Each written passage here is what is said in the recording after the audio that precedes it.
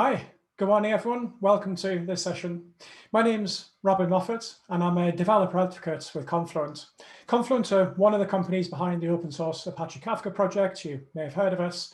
And as a developer advocate, I get to come to conferences, or rather stay at home and not go to conferences and do these virtual talks. But you can find me online. I'm off on Twitter. You'll find me on YouTube. I've got a bunch of videos there. And today I want to talk to you all about what Apache Kafka is and the ecosystem that surrounds it. So Kafka itself is built on this concept of something called events. And events are these magical things because events let us model data in a very, very specific way that relates directly to the real world. Because events are this unbounded stream of things that tell us that something happened, and they tell us what happened. And they have a time-specific attribute to them. So if we think about the domains in which we work and the world around us, we can come up with several really good examples of what events actually are. So we have human-generated events. Someone walks into a shop, or nowadays probably just clicks onto a website, but they buy something. And that sale is an event. Like what happened? Something was bought. And the details of that thing, well, they bought this particular item of clothing, and it was this particular size, and this was how much they paid for it. And that's an event. And people buy things, and more people buy things, and these things happen over time. So you have a stream of events about purchases in a shop. Or we have information about movement of inventory around a warehouse. Like what happened? This thing moved, and like details about that thing. Well, it was this particular item, and it moved from this location to that location, and stuff happens over time. Inventory moves around continually over time. It doesn't mean like it never stops moving, but these inventory movements occur indefinitely over time.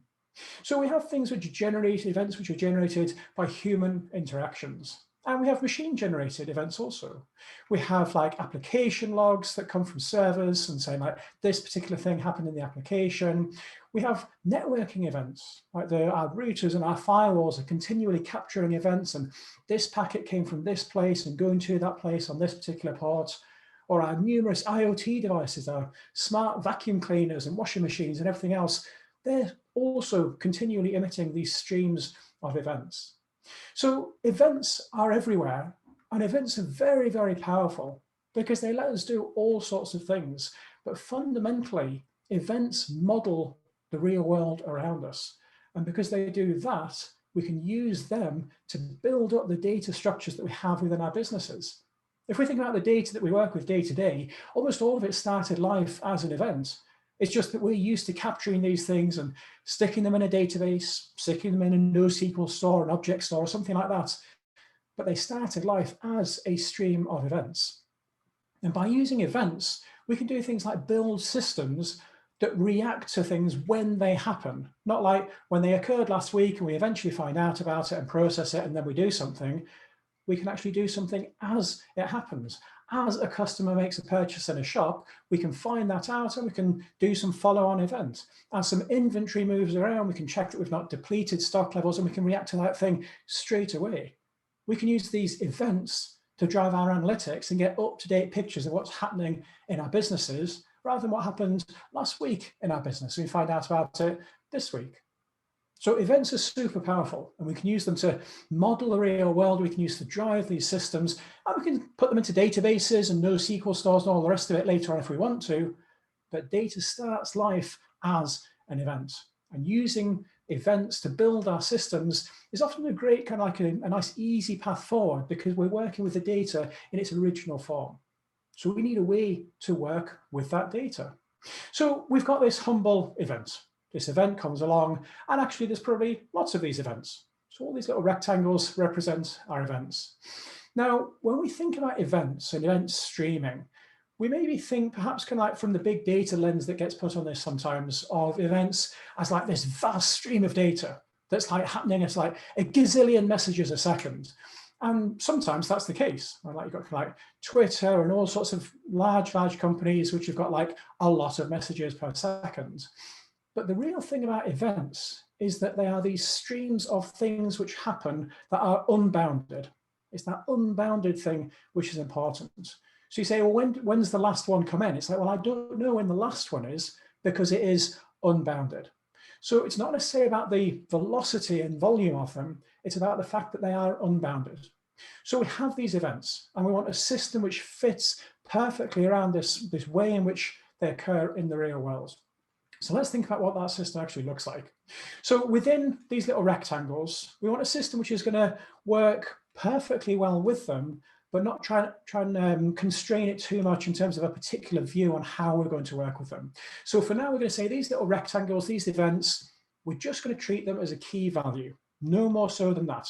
We can get on later on into how we work with the data in a bit more detail, but for now, our events, we're just going to simply say an event is a key and a value. So we need somewhere to capture it. So I said that you have these things, they're coming in time after time after time in an unbounded fashion. And we capture these events on what's called the log.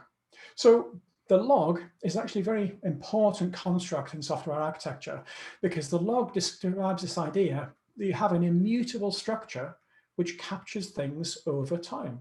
So these events are occurring and you get something else happens, and this could be within kind of like a time frame of like a millisecond. This could be within a time frame of a day, but events are happening continually and it's immutable. Once an event has happened, it has happened.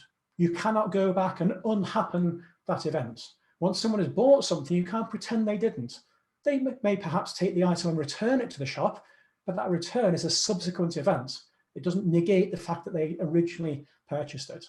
So we're capturing these events in an immutable, unbounded log. So events get added to the end of this log. So this is our fundamental construct for how we're going to work with this data. Events are occurring all the time. A lot of the data we work with day to day in our businesses actually starts life as an event. So if we model what happens in life, which is events are occurring in an unbounded fashion continually, and we capture them onto this immutable event log. So a log on its own is our fundamental construct, but we need a way of actually making that useful in a way that we can work with it within our applications and APIs. So now we're going to say, well, we've got this log and events are happening continually and we're appending them to the end of it. But this log, let's structure it a little bit. So a log, we're going to carve up into a topic. And topics are kind of like roughly analogous to database tables. So we've got a log, which we're going to say, well, part of that log is a topic for clicks on our website. So a customer comes along and they click on this page and they click on that page, and each of those clicks is an event. It's kind of like a nice, easy example of an event. So a click here and a click there, and they get added onto the clicks topic. And we've got order information. The customers are been clicking around and then they buy something, and that's also an event that goes onto that log. The third example here, customers, is an interesting one, because whilst clicks and orders, whilst when you think about them, it's kind of quite easy to see, well, that's just an event. It's like a fact, if we talk about kind of like in analytics terms, and these things happen over time, continually, but customers don't happen. Customers are a thing, they're an entity, they're like lookup information, reference information. But within the concept of data, if you think about a customer gets created, a customer gets updated, they probably get updated again, they move house, they change their email address, and these are also events. So we're going to touch on this later, but from an event, you can actually materialize state, because you have the customer got created. They signed up for an account, and so they said, my name is this, and here's where I live, and this is my email address, and that's a creation event. And then they say, well, a couple of weeks later, I'm going to change, I'm going to opt out of something, and so now there's a change to my profile, and that's another event. And if you combine those two events together, you have the current state of that particular customer. So topics hold events. Events can be about things that have happened. Events also pertain to entities, to things that we have information about, like stock on our catalog, or customers, or locations are also events. Within a topic, we're going to carve it up one more time. We're going to say, well, a topic has got partitions.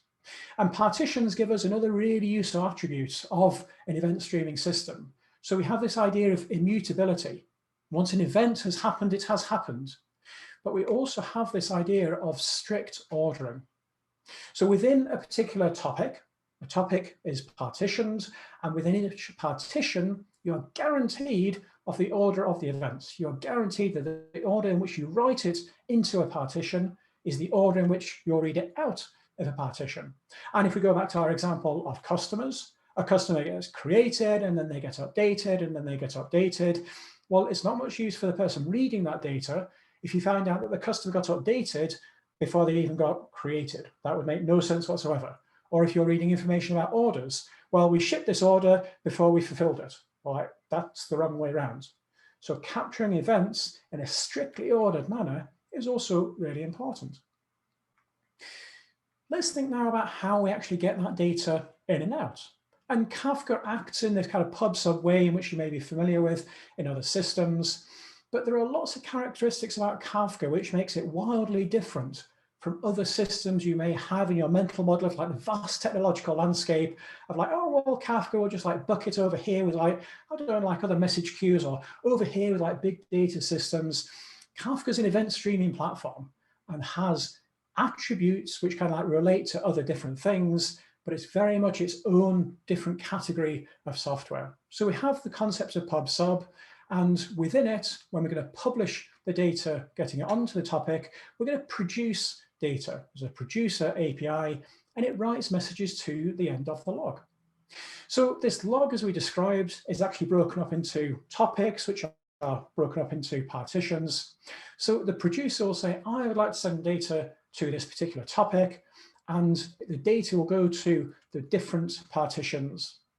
So the producer, there are lots of different client libraries for it. Here's an example of the Go producer. So we bring in the particular library, the Kafka Go library. We say we're going to send data to this particular topic here. We're going to say, here is where my Kafka brokers are. They're at this particular place. And then we say we'd like to send data to this particular partition, and here is the value. So at the beginning of this, I was saying events are key value bytes. And it's down to us as developers to say, well, what are those bytes that we'd like to put into the key and into the value? Now, you don't actually have to put anything into the key. You don't have to put anything into the value, but that'd be kind of a fairly pointless thing to capture if there's no key either. But if we don't put anything into the key, then Kafka will just round robin those messages that you're sending to the topic across the available partitions. So you get a nice even distribution of your data across those partitions. But if you're after the strict ordering for a particular instance of your entity, so like you've got order information coming in, you're going to want to make sure that your orders remain on a particular partition. So then it's going to be based on the hash of the key. So you're going to set a key for your data, and it will make sure that the orders, for example, your key based on the order ID, or customers based on the customer ID. And then you make sure that all of your messages for a particular instance will end up on the same partition, which is what you want. And it's a hash of the key. You don't have, if you've got like 20 million customers, you don't need 20 million partitions. You could have 2 partitions and it will have 10 million customers on each. It's based on a hash of the key there. So producing data to Kafka is relatively straightforward. There's not a lot of work that we have to do. The producer API library does all of that for us. So we write a client application, we put messages onto topics. The producer API handles the partitioning stuff, the network protocol, talking to the brokers, all that kind of stuff. And I just said the word brokers, and I'll explain what a broker is in a moment. And there's lots of different libraries. So there's Java, Go, .NET, C++, Python. There's a REST proxy as well if you want to use that. So that's how you get data into a Kafka topic. So there's the chat window open on this session, so you can use that if you want to. I'll kind of check it periodically. So if you do have any questions, post them on the chat, and I'll answer those as we go through. So now for getting data out. So we've got the kind of like subscribe element here. Now this is where Kafka particularly starts to differ from other message queue technologies or message queue-esque technologies that you may have in mind. So when it comes to getting data out of Kafka, we go to the log, and the client will go through it and say, well, I'm going to go to this particular offset, and I'm going to scan through and read those messages. So it's sequential access. But this is where it really starts to differ, because when we read data out of Kafka, all we're doing is reading that data. We're not deleting it. So a consumer comes along, Sally is a particular application, and she says, okay, I'm going to read data from the particular log, and I've got to this particular point in the log, and I'll read those messages forward. And when I get to the end of the log, then I kind of wait, and as new messages arrive, I'll be consuming those messages, and it's super highly performant because the way that Kafka brokers work in the background. So you can consume those messages as they're arriving. Another consumer comes along and says, oh, I'm also interested in this data, and I'm going to go back a bit further in the log because I've not read those messages yet. So that consumer goes back to that particular offset and reads those messages. And perhaps they catch up with Sally, or maybe they kind of lag behind a bit. But each consumer has access to the same messages. And there is no correlation between when a consumer has read the messages and the messages get deleted. Which means that you perhaps build an application and you say, okay, so like on day one, we're going to put this data into the topic and we're going to have these two different consuming applications and they'll read the data from the topic. But you define within the topic the retention period for the data. You say, I would like to keep this data for 10 years, for 10 days, or based on size, like 10 terabytes, or however much data you want to keep. Or indeed, you can say, I want to keep it forever, and that's also totally valid. But because Kafka stores that data, consumers can use that data for as long as Kafka has kept it. So perhaps you start off with 2 consumers, and then someone else comes along and says, oh, that's really useful to know that we've got order data going back to however long, and it's a stream of data, so I can read the historical stuff and all of the new orders as they're created. So another consumer can come along and say, well, I'm going to go to this particular point in the log. They can scan to a particular point. They can say, I would like all of the data as of midday yesterday. They connect to Kafka. They read from that point onwards, and they can also consume those messages. So when a consumer reads the messages from the topic, all that's actually happening is Kafka keeps track of their offset. Like it does it internally, it actually keeps it on a topic, which is kind of cool. And it says, okay, so Sally is at this offset. Rick is at that offset. Fred is at this offset here. And all it's doing is moving the offsets around. The data itself just stays on the log until it gets aged out based on the different retention policies that we've defined. So consuming is a little bit more complicated, and I'll explain why in a moment. But fundamentally, we connect to it. We say, well, as events arrive, we're going to read those, and we'll sit there and wait for those messages. In this case here, we're just like echoing it out to the console to say, well, we received this particular message on this particular partition. So this is what it looks like reading data from a particular topic with 4 partitions. So we've got a single consumer. So this is perhaps Sally is the consumer here, and she's reading data from the topic. So she gets data from all 4 partitions because you want to read all of the data. It'd be silly not to. And then another consumer comes along, says, well, I would also like to read data from that topic. So we've got 2 completely separate applications. One is doing fraud processing, one is doing order fulfillment. So they both need to read all of the data. So they both get all of the data from all of the partitions. Now, if one of those consumers goes offline, this is just like by the by. So if one of those consumers goes offline, the other one doesn't even know about it. The other one just kind of keeps on reading that data because that data is just stored in Kafka. So if the other one stops reading it, well, that doesn't make any difference to the original one, which is still reading from it. So let's say C1 here is our fraud processing application, and a single instance of that application can't keep up with the rate of messages which are being produced. So that fraud processing application says, look, we've got a certain service level objective. We need to read messages with like latency of no greater than a second. We can't do that. They're being created at a greater rate than we can read them. We're going to have to scale out. Well, this is where Kafka comes into its own, because we say, well, that's great. We'll add in more instances of that particular application. So now we have 2 logical applications, but of one of those logical applications, so C1 there on the screen, we have 4 physical instances. And what happens here is Kafka says, okay, this sounds good. We've got lots of consumers here for one logical application. We'll form them into a consumer group. And then you have like Mummybird over here is the consumer group coordinator who says, okay, each of you consumers can have data from 0 or 1 or more partitions. So if we've got 4 partitions and 4 consumers within one consumer group, each consumer within that consumer group is going to get data from 1 partition. Now, if we had 4 partitions and 2 consumers, then each consumer would get data from 2 partitions. So it's kind of unfortunate, like the slide actually balances up 4 and 4. But if you have 4 partitions, you could have 1 consumer, 2 consumers, 3 consumers, 4 consumers. If you had 5, then that 5th one would be idle because you can't kind of consume additionally from a partition. That wouldn't make any sense. So what happens here is if we lose one of those consumers, or if we say, well, actually, we've got enough throughput with 3, we're just going to like elastically scale down our consumer group. So we shut off the 4th one. So we lose that one there. Then all that happens is the remaining partition, which is not being consumed, that gets reallocated to another of the existing consumers. So it rebalances. And that happens within the consumer group protocol. So Kafka does that for you. So you've got your consuming application. You can scale it up and down elastically, and the consumer group will rebalance to make sure that all of the data from the partitions is being consumed. So this is why your partition design is kind of important, because you have one partition, you can scale as big as one consumer. You can't have 2 consumers, one of them will be idle because you've got one partition. So you need to make sure, like, are we going to need to scale more? If you have, say, I don't know, 16 partitions, you can still have one consumer, it will read from all of them. But as soon as you get up to kind of like 2, 4, 6, whatever, if you get to 16 consumers and say, well, we need to scale more, you're going to have to start like repartitioning your topic to make sure that you can actually scale further.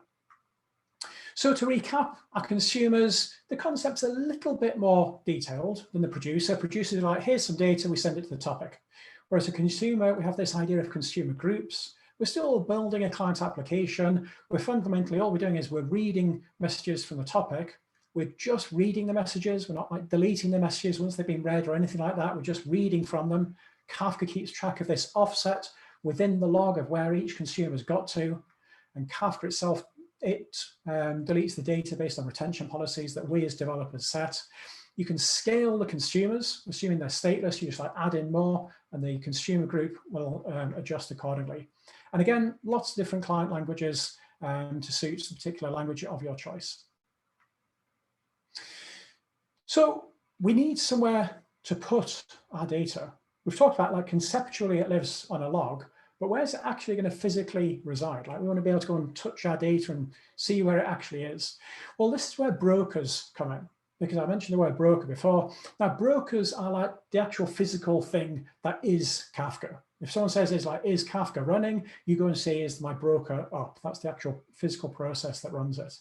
And Kafka, I've not actually properly mentioned yet, is a distributed system. So we've talked about partitions and all the rest of it, and immutability, which is super important, and strict ordering, which is super important. But also the fact that Kafka is a distributed system is also super important, because it means it's highly scalable and resilient to problems. So we have our brokers and our data in the form of our log, which is split up into topics, into partitions. Our data is spread out across these brokers. So if we've got a particular topic with 4 partitions, those partitions will get spread out across those 3 brokers. But we also have redundant copies of that data. So we have like a leader for each partition and then a follower for the partitions. And just like we can change the retention policy for the data, we can also change the replication factor, is what it's called. So we could say, for this particular topic, I would like to make sure that we've got 3 replicas, or 2 replicas, or 10 replicas, depending on how much confidence we need to have in like, we've got all of these different copies of the data.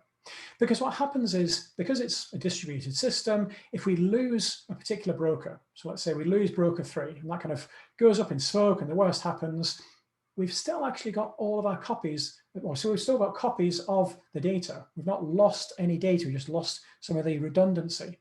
So what happens is one of the other brokers will take on the leadership responsibility for the partition that was the leader on the broker that we lost. So in this case, it was partition 3. So now that gets taken over by broker 2. And you can scale your brokers out and you can scale your brokers down as you need to. So I want to show you an example of Kafka in action. It's just going to be a very simple thing on the command line, but to show you the kind of things I've been talking about here. And then we're going to get on, I'm going to talk more about the broader ecosystem. So if you do have any questions as I'm going through this, do type them into the chat and we can see what we've got here in the demo. So the demo itself, I'll make sure, so I'm going to share all of the slides afterwards. I'll put a link up at the end, but you can find these demos that I'm showing as well also afterwards. So in fact, let me just show you this briefly. So we've got this, if I put this on the screen here. So this is the demo scene repository. So it looks like this, Confluent, Confluent Inc. demo scene. So this is where a bunch of different demos and tutorials are. And this one here is the Kafka ecosystem one. And all we're going to do is, so I'm using Docker, so that's running already. If I do a Docker PS, we can see we've got my broker, and we've got all sorts of bits and pieces up, but we've got Kafka here is running. So in that slide that I showed you previously, we talked about having 3 brokers, which is what you would have like as a bare minimum for any kind of production deployment. To actually run this stuff on your laptop, all of this is just running locally on my laptop. I've just got a single broker, which has obviously got no redundancy whatsoever, but it's fine for a demo. So what I'm going to do is I'm going to paste in here, and we're going to actually run a producer from the command line. I'm using a tool called Kafka Cat, and all we're saying is, here's my broker, and we're going to produce to a topic called test. We're going to use the producer API, and we're going to say the key separator in the data that I supply on standard in is going to be a colon. And I hit enter, and nothing happens. And it's a live demo, and I panic, but then I realize nothing is supposed to happen because it's waiting for input. It's a producer API. It's saying, what data would you like me to send to the broker? And I've not sent anything yet. So let's send a message. So we're going to say, hello, DevSum. Okay, so I've hit enter. That's sent that message to the broker. Let's just prove to ourselves that it has actually done that. Let's run ourselves a consumer. So this is pretty much exactly the same command. So here's that broker, here's our topic, and now we're going to use the consumer API. So that's now going to connect to the broker. It's going to say, show me the messages from that topic. So that consumer is now connected to the topic, and it's read those messages. And if I go up to the top here and I send another one, and we can say, it's rainy in Yorkshire today, and I can't type, so Yorkshire today, then we send that message, and the consumer says, oh, I got a new message from the topic, so I'll echo it out to the console. Now, so far, I've just been sending values. I've not sent any keys. So we said we're going to separate our key by a colon. So we could say this has got a key. And we can say this has 2. So you'll see down here, we've received those 2 messages. This has got a key, this has 2, but the key is gone. It's not shown as the key. So that's because the invocation of Kafka Cat tool that I'm using here doesn't show the key by default. So we can actually use this as a nice way of showing the fact that the data is on the topic and it stays on the topic even when it's being consumed. So I'm going to run another instance of Kafka Cat. So I'll put that at the bottom of the screen here. And this time we're going to say, well, we pull the data from the broker, from the same topic, we're going to act as a consumer, but this time format the data and tell me what topic it came from, tell me the partition, also tell me what the key was.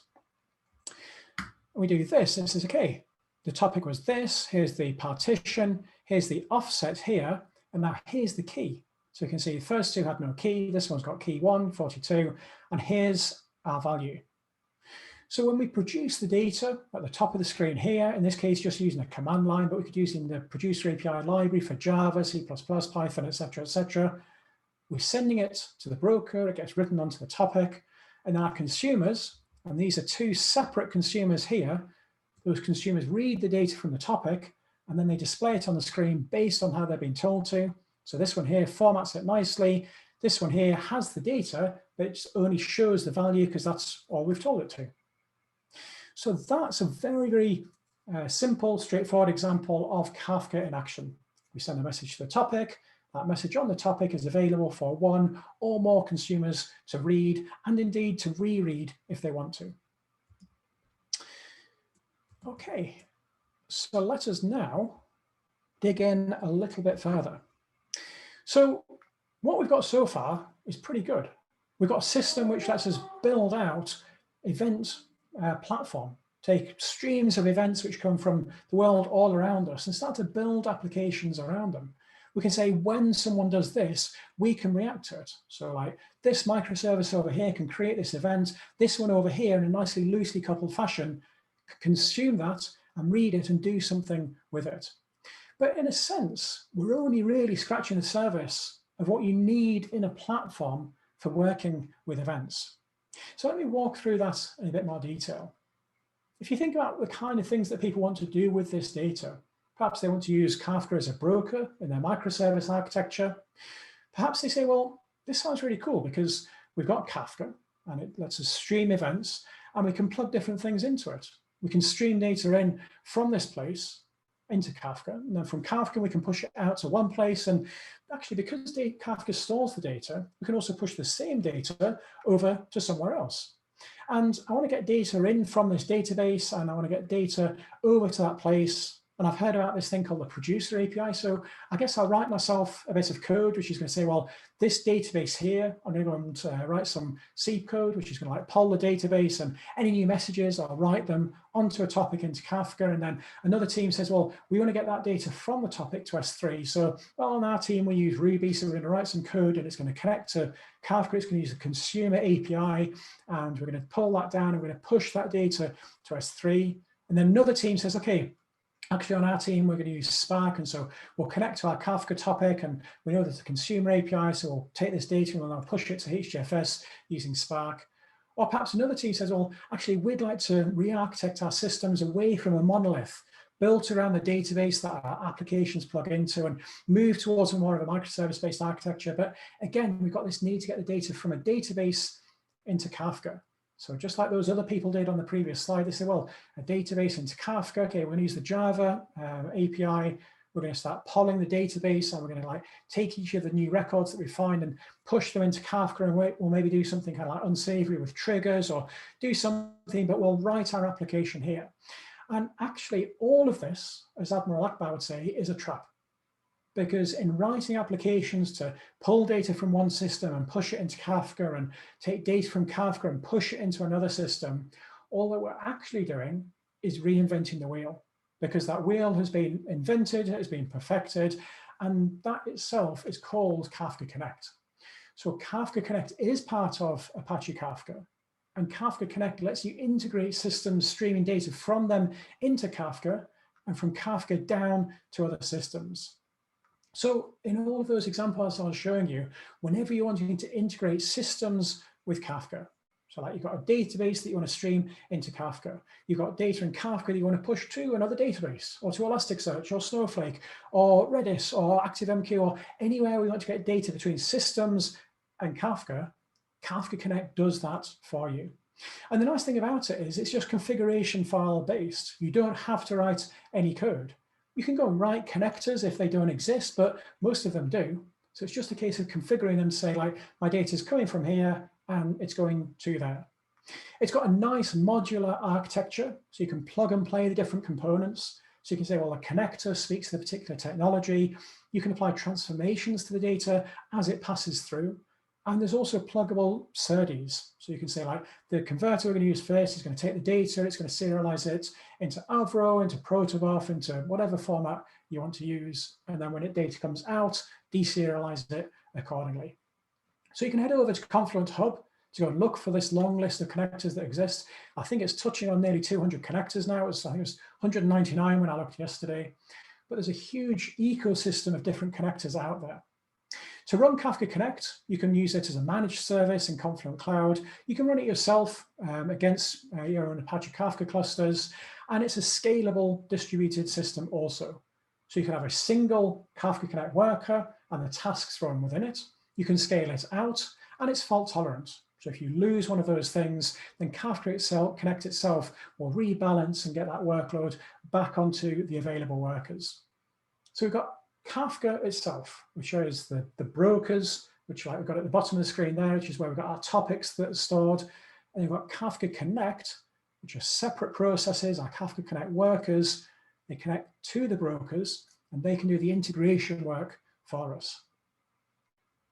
Now, let's have a little think about what these key values are. So at the beginning of this, I talked about key values, and like, we're just going to talk about events as key values, because we don't want to kind of like over-define this thing too early, because we want to make sure the system is as flexible and optimized for as many people and applications to use as makes sense for the use case. But we've got these key values arriving over time on this immutable distributed log. But like, what actually is it? And this is something we now need to address, because it's fine saying, here are the fundamentals for building an event streaming platform. And like, you put key value bytes in and you get key value bytes out. But at some point, you've actually got to think out loud, what actually are these things? And like, how do you serialize your data? What do you do with your schemas? And there are some really good ways of handling this, and there are some less than optimal ways of handling this. So let's think about how we're going to choose which way to do it and what considerations we should have in how we do this. So when we think about two systems, where you're just using like REST between them or something like that, and synchronous calls, you'll have an API defined. You'll say, this service here will expect this thing, this service here will expect that thing, I will send this, you will receive this, and if you adhere to the contract, the API we defined, then all is well with the world. But sometimes we say, well, actually, instead of doing things synchronously, we'll do it asynchronously. So this service here will put a particular message onto a topic. This service over here will read that message and it will kind of like reply maybe on a different topic with this particular format. So we're actually using the messages format between those topics as the API, as the contract. And so what happens over time is you can imagine that we've got data sat on a topic, and the data lives on that topic and it's retained, it's stored on Kafka in that topic. So you have a profile service over here and they say there's this user, they live at this particular place. And it was originally intended for like the quote service over there. It says, well, based on where they live or whatever, here is the particular quote. But then other people come along and say, oh, okay, you've got a topic with information about our user profiles on. That's great. I would like to take that data and use it to populate my profile database, because I can read that topic from the very beginning. I can push that data down into my database, and now I have a view of all of my customers. Just like that example I was talking about at the beginning, where you have this concept of like clicks and orders, or like event streams, that's nice and easy, but also an event stream of customers, because if you take that event stream and build it into state, that's what you can put into your database. And then someone else comes along and says, well, I would like to take our customer information that's on that topic, I'm going to do some stream processing against it. So we have multiple different consumers reading from that topic. And everyone's just kind of like assumed that the format of the data within that, like, well, I guess it looks like that timestamp that we've got for the user profile looks like a kind of like a big int to me. I guess that's like the number of milliseconds since the Unix epoch, I guess. So the quote service over here says, well, it's a timestamp. And we create the table in the database. So it's timestamp, it's a number, we're going to interpret it as that. But then the profile service says, well, okay, why are we storing it like that? Well, they get a new architect in who's like goes and changes these things and like, well, that's a silly way to do it. Why don't we just put it as a varchar? So they say, okay, well, we'll go and change that, which then means that, well, maybe they tell the quote service, maybe the quote service is run by the same team, or they remember to tell them, but they don't tell anyone else, which means that anyone else reading that data, this timestamp field has now suddenly changed. So we have to have a way of enforcing some kind of guarantees around how our services are going to communicate. So what we need to do is we need to make sure that we avoid this kind of thing, where we have a payload, which I guess if you eyeball it, you could guess there's an address in there. I guess there's a zip code. I guess there's a date of some sort, but you have no idea what it is. So what you invariably end up doing is starting to tightly couple back together all of those systems and teams that you were starting to see a nice, hopeful path towards more loosely coupling.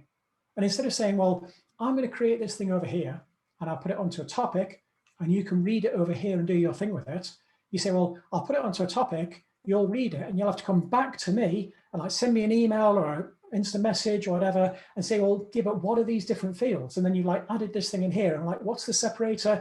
And like you lose all of those benefits for more loosely coupling your systems and your teams. So this is where schemas come in, because we need a serialization format that suits us, which can handle support for schemas. So you've got things like Avro, you've got Protobuf, you've got JSON schema. All of these have got strong support for retaining your schemas. And I'll show you in a moment where they get retained. JSON itself, like pure, just like bog standard JSON, doesn't have an explicit schema. If you eyeball it, you can kind of like take a fair guess at what it is, but it doesn't have an explicitly declared and defined schema. And CSV, please don't do that. It's like a really nasty idea. So what we have within the Kafka ecosystem is the Confluent schema registry. So this is a community licensed product, and you can use it with Apache Kafka, and it provides serializers, so for Avro, for Protobuf, for JSON schema. And what happens is that as you write from your producer onto a topic, the message itself gets serialized onto the topic using one of those serialization formats, and the schema gets written to the schema registry. which means that when someone comes to read that data, instead of going to you and like having like humans talking to each other or emailing each other and like tightly coupling things, the consuming application can get the schema from the schema registry and deserialize that data and have the schema available to them. So this is a much, much better way of doing things. And with the schema registry, you can define and enforce compatibility guarantees. You can say it's forward compatible, backward compatible. If I add this field here, I'll make sure there's a default for anyone who's reading that data and not expecting it to be there, and all the different permutations to make sure that your systems can talk to each other in a compatible way. And if you need to make a breaking change, well, that's on you to make sure you do so, because the schema registry will actually stop you putting data onto the topic which isn't compatible with what you've declared for that topic. So when you come to writing data, you've got the serializers. They're provided by the schema registry, and they serialize the data onto the topic for you in the appropriate way. And you've got the schema registry URL there, which communicates with the schema registry to put that schema up there. Let's switch tack now and think a little bit about our consumers. So previously I talked about our consumers and this idea that a consuming application reads from a topic, and another consuming application comes along and it reads from a topic, and Kafka keeps track of our offsets for us. But what are we actually doing in those consuming applications? Oh, perhaps we're doing something like particularly unique and bespoke. But a lot of the time, the processing that we do when we come to read data from a topic often breaks down into some common patterns of stream processing that we can perhaps look at doing in a slightly more optimized way. If you think about a stream of data, let's say you've got like a warehouse system and you've got like a stream of information coming back from like all the different sensors within it. And you've got like the production lines and like what's the temperature on that production line and what's the widget that we're making and so on and so on. There's going to be some pretty common things that we want to do with that stream of data, whether it's a production line or orders or inventory or IoT data. It's similar patterns. Perhaps we want to filter for a particular condition. We want to maybe report, so like aggregate, how many things have we done, and we want to set an alert against certain things. Sometimes you actually just want to build analytics against it and say, well, collect all of this data because we'll process it and we'll ask questions of it later on. But there are these fundamental things that we want to do when it comes to processing streams of events. We want to say, well, we've got these widgets being created and some are red and some are yellow. What I'd actually like to do is I'd like to filter that stream. And if we get a red widget, I'd like to copy it onto another stream because we want to do something with it.